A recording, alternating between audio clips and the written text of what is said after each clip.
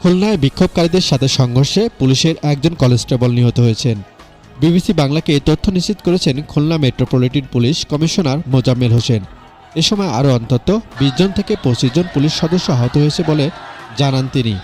Mister Hossain মন্তব্য করেন, খুলনায় গত কিছুদিনের মতো আজও ছাত্রদের বিক্ষোভে কোনো টিয়ার সেল বা গুলি চালানো হয়নি, কিন্তু এক পর্যায়ে ছাত্রদের মধ্যেও অনুপ্রেরণাকারী ঢুকে বিশৃঙ্খলা সৃষ্টি করে ও পুলিশের উপর হামলা করে। এর আগে শুক্রবার দুপুর ২:৩০টার দিকে খুলনা নিউ মার্কেট এলাকা থেকে মিছিল করে প্রায় ৩ থেকে ৪০০ মানুষ জিরো পয়েন্টের দিকে যেতে থাকে।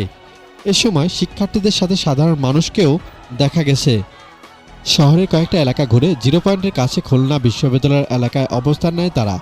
জিরো পয়েন্টে সাজোয়া গাড়ি, জল কামান সহ পুলিশের ব্যারিকেড ছিল।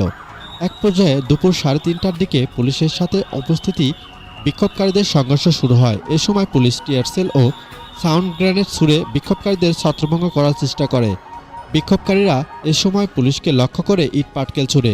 দুপুর ৩:৩০টা থেকে বিকাল ৫টা পর্যন্ত এই পক্ষের মধ্যে ধাওয়া পাল্টা ধাওয়া চলে। ধন্যবাদ পাশে থাকার জন্য। পরবর্তী আপডেট পেতে আমাদের চ্যানেলটি সাবস্ক্রাইব করে পাশেই থাকুন।